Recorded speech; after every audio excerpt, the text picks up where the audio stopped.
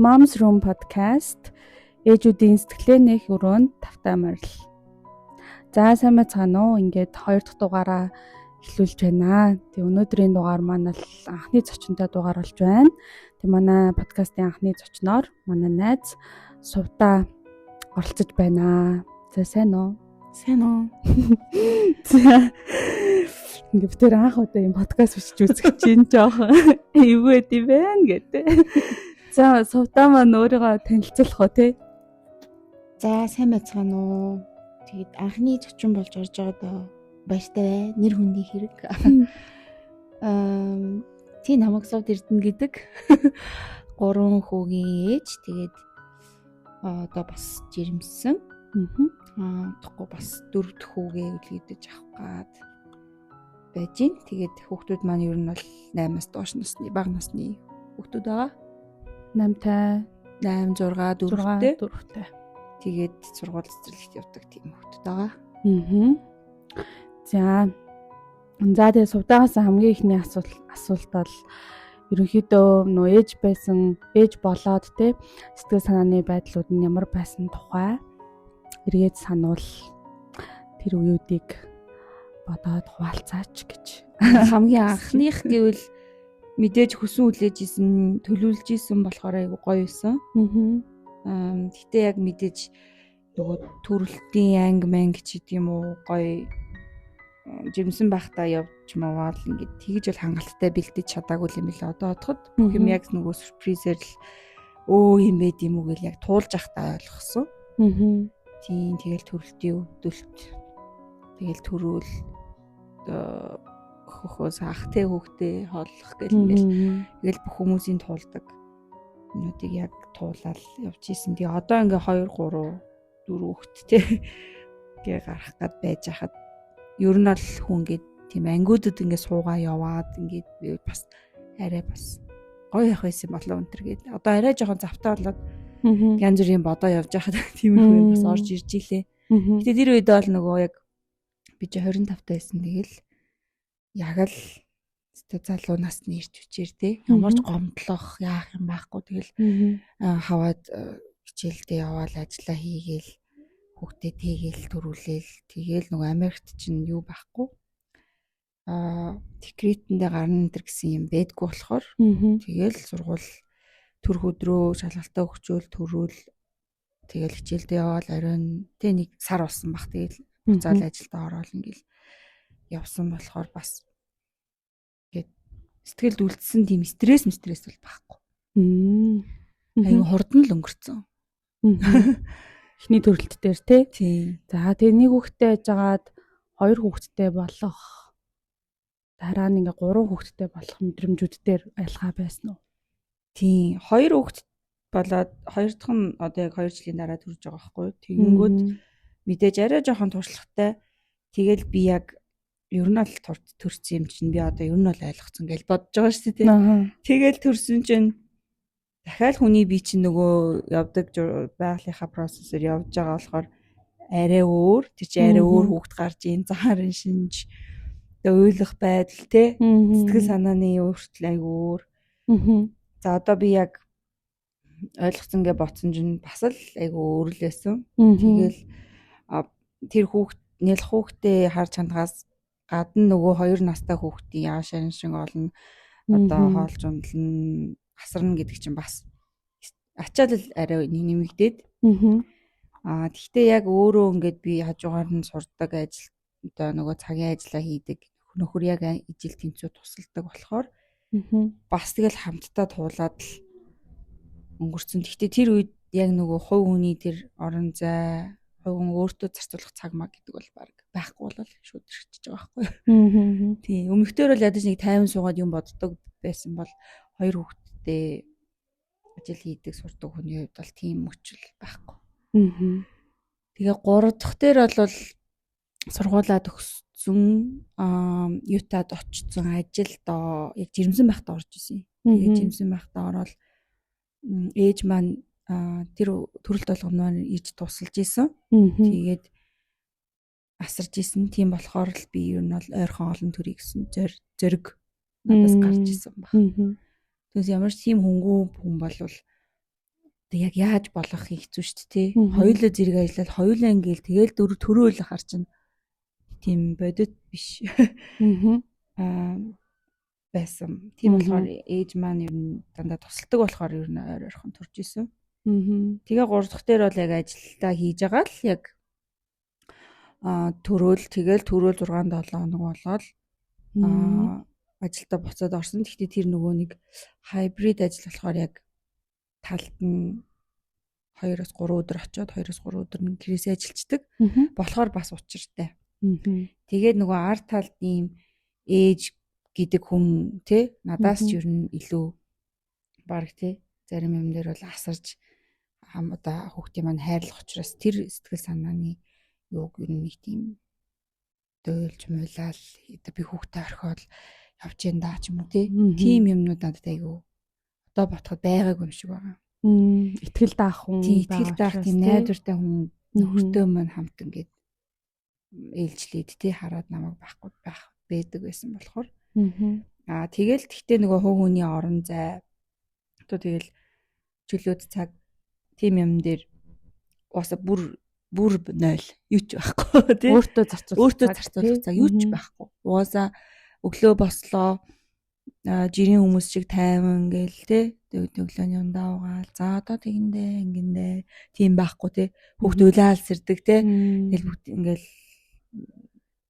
дандаа нэг дор 2-3 памперстай те угааж арчих хооллох гаргах оруулах унтуулах ингээл ерөөсөө өглөөн сорой болтол ажиллаа хажуугаар нь хийж баг заримдаа нэг тийм брейк завсарлага тэр нэг сайклаас аваад байгаа юм шүү те ажилд гарснараа өөр юм харилцаанд орсноороо баг оюунаараа амраад физикли бол угаасаа ялгаагүй туулаад хийгээл явж байгаа. Оюун санааны хувьд ажиллаа хийснээрээ тэр нь амралт гэхэд хайшин зүгээр нэг юм өөр чөлөөлөлт болоод идэх байсан юм лээ. Тэр нь ингээд нөгөө нэг за би одоо ингэж энэ да би одоо хүүхд маань ингэж энэ да гэж бодож хямрах тэр цаг ерөөсөө гарахгүй. За үгүй юм чинь. Тэгээд тэр нь бас одоо ботход бас хэрэгтэй л байсан юм лээ. Ялангуяа залуу хүн болохоор чинь тэгээд нийгмээс дутаад байгаа ч юм уу хоцроод байгаа мэдрэмж авахгүй. Ялгаагүй л ажиллаж ийн, ялгаагүй л ингэж ийн те. Яг л амжуулж ийн. Энэ бол яг миний нөгөө grinding гэдэг шиг яг л бүх юмаа л босгож байгаа үе гэл яг хоёулаа нөхөртөө ингээд тэрийг ойлгоцсон. Болохоор ингээд явж исэн. Тэгтээ эмэгтэй хүн тэгэл ээж хүн юм чин санаа зовно зарим нь тэгэл стресст нь өөртөө цаг гаргаж чадахгүй байгаа хүн чинь хүүхдүүдтэй эргэн тойрны хүмүүстэй дандаа төвчээртэй дандаа сайхан хандаал дандаа юм байх боломжгүй байсан. Яг тэгвэл өөрөө нөгөө нэг өөрийнхөө аягыг дүүргээгөөж дандаа л хоос аягнаас ингээд юм өгөөд ингээд нөгөө тийм юу байдаг шүү дээ хэллэг. Яг тэгж л явж исэн. Одоо ч гэсэн ер нь явж л байгаа. Тэгтээ яг тэр аягаа бас жоохон дүүргэж гээл хичээжилээ. Одоо болохоор багмаан дөрөвтэй болоод одоо ингээд анх удаа Монголоо төрөх гээд Монголоос ингээд декрет гэдэг юм гарчлаа сая. Яг мэрэгчлэр хүний нөөцөөр ажиллаж агаад. Тэгээд ингээд нэг анх удаа нэг юм за ажил тэр шүү, за ажлын дараа тэр шүү, за энэ шүү гэдэг ийм 8 жил тийг тооцоололтой амьдэрсэн байхгүй толгой ерөөсөө. Зээж ингээд нэг тийм 50 last minute юм тгий ингээ гээл яаж мадгүй те. Яг бүх юм яг л хуваарийн дагуу явдаг те. Тэгээл нэг тийм байсан ч одоо яг ингээд жоохон толгой амраад байгаа ч юм шиг юм ингээ эргцүүлж бодоод. Айгу бас гоё enjoy байна. Тэгээд анх удаа жимсэн байхдаа жимсний йога тэр явж үзэж мүзээд. Тийм тэгээд тэр нь бас айгу сэтгэл зүйд бас тайван нөлөөлж байгаа юм шиг санагдчихээн. Тийм. Тэгээ одоо нөгөө өмнөх хүүхдүүд болохоор 2 жилийн зайтай төрж байгаа шүү дээ. Тэгэхээр одоо ингээд 4 жилийн дараа жирэмслээд нэгэсэндээ 3 жил дотор эмэгтэй хүн чинь ингээд буцаагаад одоо тий өөрийнхөө алцын нэрц бодисмнуудаа ингээд олж аваад тэнхэрдэг гэдэг жааш шүү дээ. Сэтгэл зүйн хувьд ч гэсэндээ ингээд тайвширдаг гэдэг жаа. Тэгэхээр энэ удаад одоо яг тэр 4 жилийн гапыг ингээд харах үед тэр ингээд ялгааг нь мэдэрч гин үү? Жирэмслэлт дээрээ ямар зүйлийг харахгүй яг дөрөв бол үнэхээр яг perfect тийм санагдаж байгаа. Яг тийм хүүхэд одоо дүүтэй болж байгаа гэдгээ ингээд бүрэн ойлгоод нөгөө хоёрыгоо бодвол манай баг тэр хоёрын ямар байсныг бодвол айгуу догтлолттой намайг бараг ингээд бэлтгэхэд мань туслаал юм сануулаад тий дүүгээ төрхөөр тэрийг яах юм энийг яах юм энэ төр гэл айгуу тийм байгаа. Өмнө нь бол нөгөө хоёр маань зүгээр л хөрхий памперстай ажгаал нэг хүүхэд гарч ирээл гэдэг нэр зүгээл адилхан ойрлолтоол тий. Сэтгэл зүйн өвч гэсэн ээж аавд тэр чинь айгүйх нэг тийм тайван бол биш. Гэтэ мэдээж ойрхон төрсөн хүүхдүүдийн давуу тал бол тий бие биенийг хайрлах юм их хэрэгтэй байх гэл тэр сайхан юмнуудыг ялгаагүй харсан л да. Тэгэхээр 4 жилийн дараа бол надад үнэхээр гоё тийм тайван мэдрэмжтэй байгаа. За тэгвэл одоо ингээ монголчууд ч юм уу ер нь хүмүүс ингээл нөх хүүхдийн хүүсэн дээр ингээл амар ач холбогдлогоо нэгдэж шүү дээ.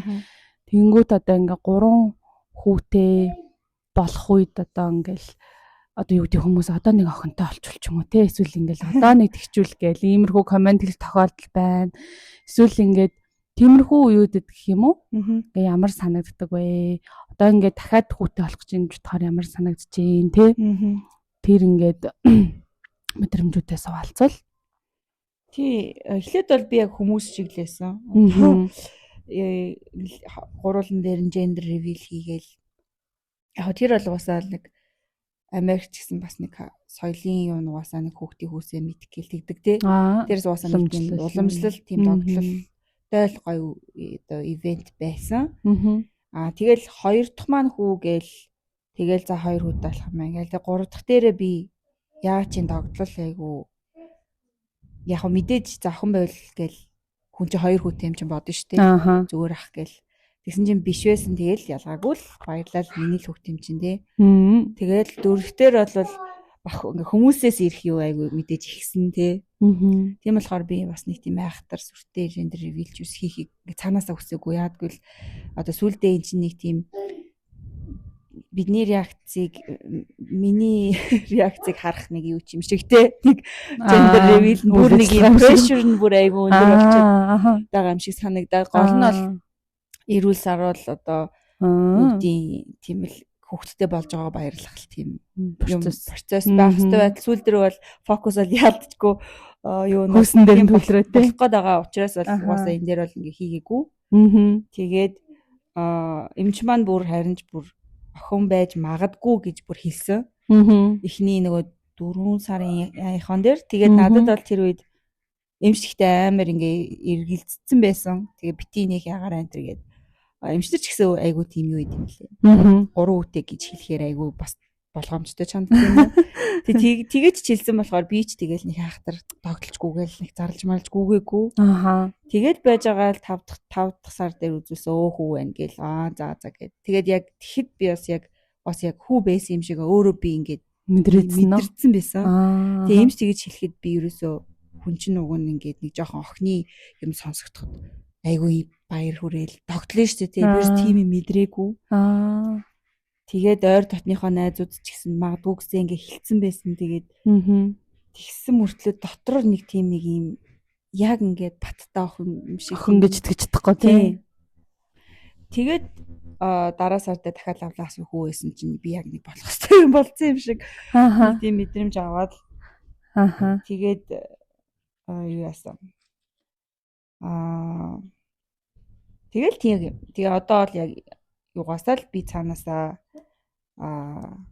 олон хүүгүүдийн л ээж болох юм бэ. Ёстой л хүн байсан болоод одоо заяасан гэж бодоол. Тэрэндээ бол итгээд гэдэг шиг. Тэгэл явж байгаа. Тэгээ манайх ч угаасаа анханасаа л олон хүүхэдтэй болно гэсэн бодолтой гэр бүл болохоор тэгэл нэг ахтартай хямраал ч юм уу те. За одоо ингээл байл юм али ч юм уу те. Тийм бол дарамт битээр аль алинд нэг байдгүй. За тэгэхээр одоо нөө хүүхдээ ингээ хүмүүжүүлэх үед одоо ингээд 3 хүүтэй байх дээр одоо юу гэндээ ямар бэрхшээлүүд заримдаа гардаг вэ? Хүүгүүд харин нөгөө чанга Дуу хоолой угаасаа чанга, үйлдэл хурдан хөдөлгөөнтэй. Юмд реакцлах нь бас шал өөр тий. Тэгээ тэр нь олон тооноор ахаар би бинийг ингээд улам одоо юу игээд улам ингээ би биенийхээ тусгалд те ингээд ойгоод хөөрж өгнө ойрлно. Ер нь айгу чанга. Гэхдээ тэгээд тэрийг яг тэр онцлог гэд хүлээн зөвшөөрөөл яах ёстой юм бэлээ. Яг хүлээн зөвшөөрөөд тэгээд одоо энд би юу хийж болох вэ гэдэг ч юм уу те. Тэгж бодох хэрэгтэй юм лээ. Тэгэхгүй болохоор одоо ингээ гадуур явж байгаа ингээл тоглоом талбайд тоглож байгаа хүүхдүүдийг ч юм уу те аав нь харьцаж байгаа байдал эсвэл заримдаа бас өөрөө мэдээж стресстэй те. Тэгэл тэр үе мүйдээ ингээ анзаархаар яг нөө хүлээн зөвшөөрөлт баг байхын хэрээр агих ээж аваад стресстэй юм шиг те. Дуу чимээ чанга яг мэдээж бүр ингээ constantly байнга дуу чимээ чанга байхаар угаасаа ядрын уурлан загнана гэдэг. Тэр бол natural response. Гэхдээ дандаа хүүхдүүд уусаа тийм гэрийн орчин тийм динамик тийм байхад чинь ингээл дандаа стресстэй л тэгэл тэрэнд ингээ хүлээн зөвшөөрч чадахгүй ингээл хүүхдийн онцлог байгалийнхын юунд нь accept хийж чадахгүй ингээд стресстэй тахсан бол айгүй хэцүү. Ээж аавдаач бусад хүмүүс ч ихсэн айгүй хэцүү. Юм шиг санагдсан. Тийм болохоор тэрийг ойлгоцсон. Бусад хүмүүс миний хүүхдийг юу гэж харж байгаа л хэлэх болж юм уу эсвэл манай хүүхдүүд яагаад ингэдэм би гээд ингээд нэг төр зүрийн нэг одоо нэг 10 жил ч юм уу байгаа штэ. Мэдээж урт хугацаа тэгтэл тэр үеэ ингээд тасан зохицож чадахгүй яваад байх юм бол өөрсдөө хийгээд хүүхдүүдтэй айгу буруу реакшн, уурал, стресс, трама юу ч гэдэг тийм үзүүлж харуулах амар боломжтой. Тийм. Уус айгу хүүхд чинь хүнийг триггер хийдэг. Уурлуулж чаддаг, үнэхээр хүнийг сордог тийм. Тийм болохоор аль болох багахан л одоо тийм сөрөг үедээ байлгахын тулд ямар ч сөрөг юм үлдээхгүй, ямар ч хүүхдэд загнахгүй ингээл дандаа налаага байж идэг гэр бүл гэж уусаа байхгүй шүү дээ. Тийм болохоор тэрийг хүлээн зөвшөөрөөд тэгээд хүүхд болгоныхаа онцлог тааруулаад тэгэл нэг баг болж ажиллахад л тийм ялцгүй ганц ээж чичээгээд ганц аав хичээгээд бол хүчгүүд нь л дээ. Тийм дээ. 3-аас дээш нь хүүхд төвгүүдд бол За тийм. Тэгэхээр энэ дээр бас яг айгуу чухал нөхцөл байдлаа хүлээн зөвшөөрчих үед тэндээс авж байгаа стресс бас ингээ буурах боломжтой. Тэрийг арай өөрөөр харах те бидний буцаад үзүүлж байгаа реакшн буюу буцаж ингээ хариу үйлдэл маань арай ингээд өөрчлөгдөж ирдгийг суудаа маань хэлж гин. Тэрэн дээр нь би бас санал нэг байна. Тэгээд мэдээж энэ нь хүүхэд нэмэгдэхийн хэрээр ингээд нэг юм дахин хүлээн зөвшөөрөлт хэрэг болоод байдаг. Гэтэ за би одоо 2 хүүхэдтэй, за би одоо 3 хүүхэдтэй байна. За би одоо 4 хүүхэдтэй хүн болж байгаа юм байна гэдэг. Тэ ингээд нөхцөл байдал арай ингээ өөрчлөгдөд байх тусам заримдаа ингээ 3 хүүхэдтэй байж иж 1 хүүхэдтэй үетэйгээ харьцуулаад тэ тэгэхэд би гайгуусаа одоо би юм болчоод байна ч юм уу тэ ингээл амар тэр нөхцөл байдлынхаа ялгааг заримдаа бид нар хүлээн зөвшөөрч чадахгүй хэцүү байгаагаа өөрийнхөө муугадаад юм байна гэж бодох ч юм уу тэ эсвэл яг энэ хүүхдүүдээ тэрэнд буруутгах ч байт юм уу ингээ яг энэ бидний юу гэж тухайн нөхцөл байдлыг харна гэдэг нь өөрөө тэнд ингээ гарч байгаа бидний сэтгэл хөдлөлийг айгүй их нөлөөлөд байгаа гэдгийг бас анзаарч исэн. За тэгвэл одоо сүүлийн жирэмслэлт дээрээ тэ хэрхэн өөртөө илүү анхаарал тавьж ийн тэгээд 4 хүүхэдтэй ээж болох бэлтгэлийг одоо хэрхэн хийж ийн тэ тэр талаар жоохон олцвол. Тий одоо нөгөө хоёр том бан сургуульд яваад баг ингээд гэртээ байхдаа байгаад тэ ингээд арай бие даасан болчхоор яалтчгүй тэгээ декрет гэдэг юм чи айгуу гоё юм биш Монголд. Хууль ёсны юугаараа аваад амраад тэгээ бас юм нийгмийн дадлан дээрээс мөнгө авчин тэ тэр айгуу гоё санамжлаг шиг тий дэмжлэг тэгээд тийм болохоор нэг юм тайван байж чадж байгаа. Ялгаагүй л нөгөө chaos нөгөө чанга юу одоо те гэрийн нөгөө хүүхд хөвгүүдийн мэдхтэй байдал те жугаасаа байгаа. Гэхдээ одоо нэг памперстай нэг нялх уучраа мэдгүй хүний үг ойлгохгүй нялх хүүхдэд зуралдаад байх. Зөв хүн загнаад хэлэхэд ойлгочих те. Эсвэл нэг нүдрөө нь харж байгаа хэлэхэд ойлгочих насны хүүхдүүдтэй байна гэдэг амар том ялгаатай л байна. Тэгээд тийм болохоор тэгээд бас өөртөө анхаарах өшөө арай уужуу тайван юм бодоход тийм юутай л тийм ээ. Өмнө чинь бол юм бодож чадахгүй тэнд уйлал тэнд баацсан шээцэнгүү гээл те. Хоол унд нэгүүлж гээл ингээл өдөр өнгөрдөг л байсан шүү дээ. Саяхан санагдаж байгаа хгүй. Тэгтэл одоо ингээ баган дөрөв хүрчгэр чинь нэг учиртай л болол. Тэгэл өөрөө йогад явж гин. Тэгэл бассейнд явъя гэж бас бодож гин тий. Тэгэл хүмүүстэй хажуугаар нь зөөн. Тэгэл тийм. Тэг яг бүр яг ингээд дөрөв хүүхэд гэхээр бол мэдээж яг туулаад явж байхдаа л туршлахж байгаа хэл та. Яг гаргаал те. Тэгэл эхний жил бол бас л чангал байна гэдгийг угаасаа би ингээд сэтгэл санаагаараа ингээд өөртөө хэлээд өртөөж ирсэн хэлээд 4 жилийн өмнөх бид хоёрын одоо нялх хүүхд харж исэн бас одоо ингээ өөр байг. Яагаад ялгаагүй л 3 хүүхэдтэй байгаа юм чинь. Ачаал мэдээж нэмэгдэж байгаа. Тэрийг одоо юу гэдэг нэг одоо бас 4 хүүхэд юм чаа. Асуудалгүй ч юм уу те. Эсвэл бол зовоод түртэд ах юм байхгүй. Тэгэл нэг тийм амар юм агаарын юм бол угаасаа бодохгүй байгаа. Ялгаагүй одоо төрөхөд ч гэсэндээ 4 төрөлт юм чинь ингээд өвдгөө байна гэсэн үг биш шүү дээ тий. Ялгаагүй л гормоны дэшээ доошоо өөрчлөлтөнд орох бах. Тэр болгонд жоохон өөртөөгөө уужуу тайван хандаал тий. This too shall pass гэдэг шиг л. Энэ бүх юм цаг хугацаатай тий. Тийм болохоор өмнөх миний одоо ингээд бодоод тахаар хамгийн их стрессж ийсэн ч юм уу бухимдж ийсэн ингээд тохиолдлууд ч юм уу ингээд харахаар өөртөө би ингээд нэг юм тавьсан. Би яг ингэж уурлах хэсгүй штэ ч юм уу. Эсвэл яг ийм юм дээр би ингэчлээ гэ тэрнээсээ буцаал дахиад хямраал те.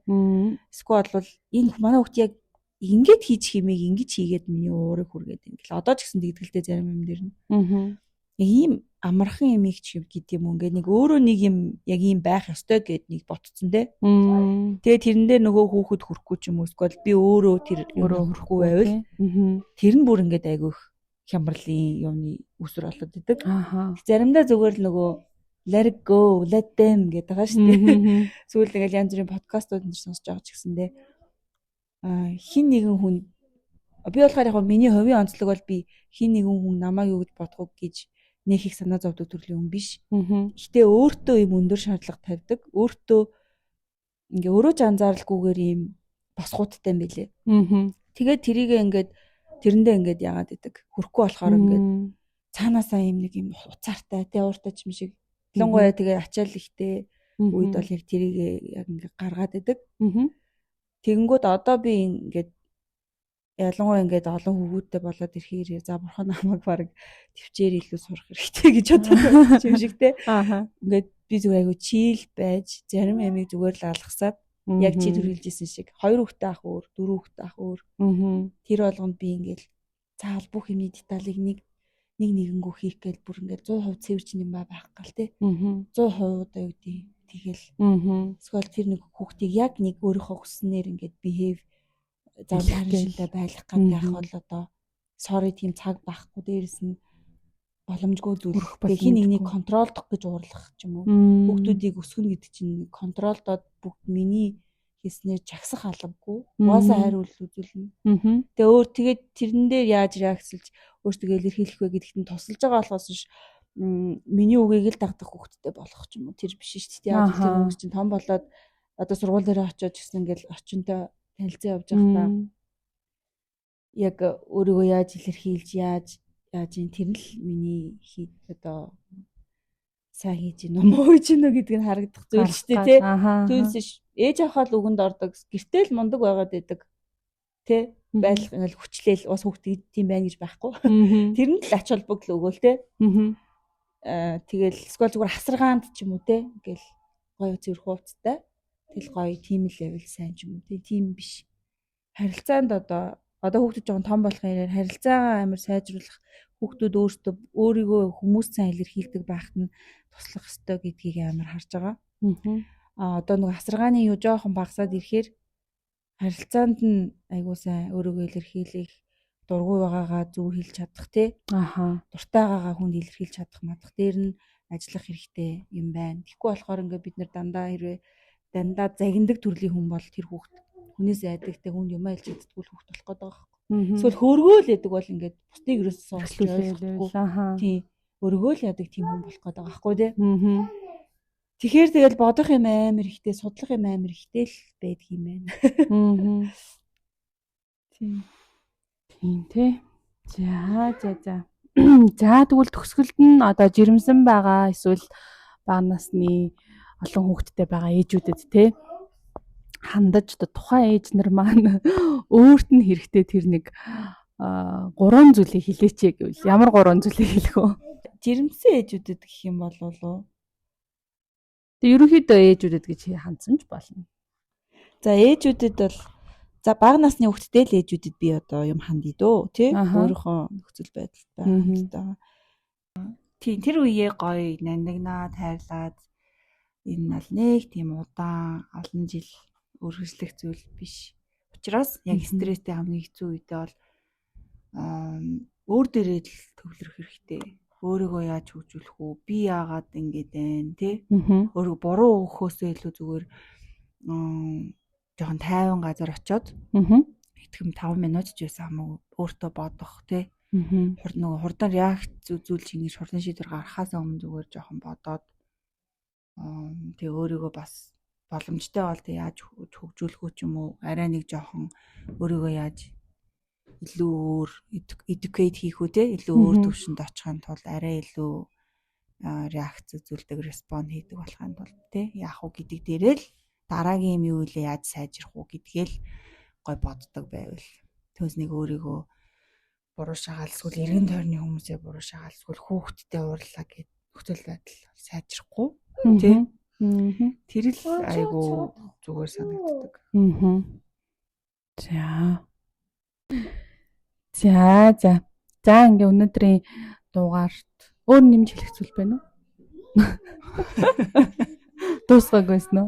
Өөрийгөө хөгжүүлэх гэхээр ингээд бид нар чинь нэг сургалтанд суугаад эсвэл ингээд айгу томоор бодоод идэв штэ. Эсвэл амар лаг байх хэвээр амар гоё ганган одоо гоё бийтэй одоо юу чинь тэг өөсөйгүү тийм биш зүуд чинь нэг тарих оюун санаа тэр дээр нөгөө нэг emotional те сэтгэл зүйн байдлаа гоё бүр боломжтой бол зүгээр л гоё сэтгэл зүйч дээр очиод юм яриа л те яг юу болохгүй байна тэрийг гоё сэтгэлээ удлаад заримдаа гэр бүлийнхэн тэр юм болгоныг ойлгоод байдаггүй сонсоод ярихыг ч хүсдэггүй заримдаа ээж нэртэй тийм болохоор нэг тийм хүн дээр очиод сэтгэлээ удлаад ярьдаг ч юм уу тий эсвэл зүгээр л найзуудтайгаа гардаг ч юм уу. Гэхдээ найзуудтай гарахын тэр гоёч гэсэндээ яг тийм өөрт байгаа тэр бэрхшээл юу чинь нөгөө нэг удаан хугацаанд бол ангаах юм биш л дээ тий. Ялангуяа юм нөгөө бага насны хүүхдтэй жирэмсэн ч юм уу ийс нар чинь нэг root cause нь арай нэг өөр юм байгаа шүү дээ. Тэгээ юунаас болоод байгаа арай нэг жоохон ажил хэрэгтэй. Яг тэрнтэйгээ нүүр тулах хэрэгтэй юм зөндөө байгаа шүү дээ. Тэгэхээр тэрийг өөр нэг юмар аргацааж ингэж хоошин тавьж явахгүйгээр сэтгэл зүйн эрүүл мэндэ айгу гоё хараад гоё тэрэндээ гоё өөртөө хөрөнгө оруулалт ивэл гоё. Заавал тэгээ сэтгцийн өвчтөй ч юм уу эсвэл амар хэцүү болцсон хойно хүмүүс одоо сэтгэл зүйч дээр очдог биш болсон шүү дээ. Би л одоо боломжтой бол тэгэл баг өдөр олгоно ч тийм үнтэй арай л суугаад юм байна. Санагддаг. Зүгээр цөөхөн очиж исэн. Тэгтэл надад амар гой санагдал. Тийм байдаг. Одоо кино минь үзэхэр ч гэсэндээ терапи гэх хүм болгон тераписттэй ч юм шиг те. Тэгээд тэгснээрээ тэр нь бас нэг коучинг юм шиг болоод зарим нь л тэ бүр амар тэр үнийг богино хугацаанаас айгуу гоё амжилттай байхад нь ингээд тусалждаг шүү дээ. Тэгэхээр яа заавал бид нэг бүх юм ингээд эрхийг нь хүлээгээл эсвэл өөрөө болгоно гээл те ингээд хурдаад ижиж ингээд авах хэрэгтэй юм те. Гоё ингээд шудраг юу гэдэг өөртөөгөө honest байгаад те өөртөө яг honest review-ийг өөр дээрээ хийгээд те. Тэгээд даруухан байдлын нэг илэрнэ шүү дээ. Тэгэх юм бол угаасаа ямар ч юмд нэг тийм гарцгүй болоод ингээл нэг хан мөргөөл те. Тийм юм бол байхгүй хаа гэж би бол бодож байна. Бусад мундаг мэрэгэн айхтарлаглаг зөвлөгөөнүүд бол хаасаа агуул байдаг шүү дээ. Тэр юм сочвол йоганд явал тийм, тэрэнд явал ийм гэл тэр бүгд бидэнд туслана. Гэтэ хамгийн их бидний яг энэ тархинд байгаа тэр гацалт тий одоо тэр сэтгэл зүйн мэдрэмж одоо юу гэдэг тэр хэцүү юмнаас бид нэр өөрсдийгөө л тэр тархиас ургаж үнтэй мэржлүүнээс зөвлөгөө авч эсвэл одоо яа тий тэгжижил гарч чадах юм шиг санагдаад байдаг шүү дээ. Тэгвэл яг гормоны хувьд бол бид нар чи амар их юм дээш доош байгаа шүү дээ. Хөл үед чадлагаагүй жирэмсэн тий хүүхэд нь хоёртой байсан ч гэсэндээ тэгэл ялгаагүй л ингээл эмоционал айгу юм юу болчихдээ шүү дээ тий түргэн реакшнтай болчихдээ тэр үедээ ч гэсэндээ хүн тэрийг яг өөрөө мэддэггүй юм шиг байна тий дараа нь бодохоор яг тийм байсан байдаг байхгүй тэгэхээр яг тий тэгжэл да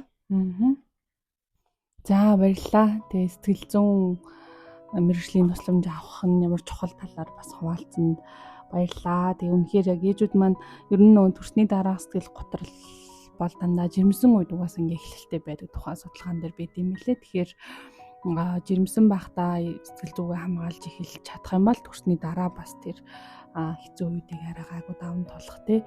Тэгээ одоо суудаа маань ярьж хатаас хэлсэн яг ийм хүлээн зөвшөөрөл тухайн нөхцөл байдалд ингэж өөрчлөх боломжгүй зүйлсүүдийг те өөрчлөх гэж оролдох тэрэнд ингэж стресстгүйгээр тэрийг ингэж ойлгож хүлээж авна гэдэг нь өөрөө айгүй том процесс бас яг тэр асуудлыг өөрөөр харахад тэрэнд үзүүлэх таны ингээ хариу үйлдэлийг өөрчилж идэг гэдгийг бас хэлмээр байна. За тэгээ өнөөдөр подкаст маань сайхан ярилцсан найздаа баярлалаа. Тэгээд баярлалаа. Эрүүл энхийг хүсье. Одохгүй хөөрхөн хүүгээ үлгээдэж авч чаад нь баяр хүргэе. Тэгээд эрүүл саруу сайхан амарчаарай. За баярлалаа. Дахиж уулзахгүй юм шиг лээ. За шүү дээ.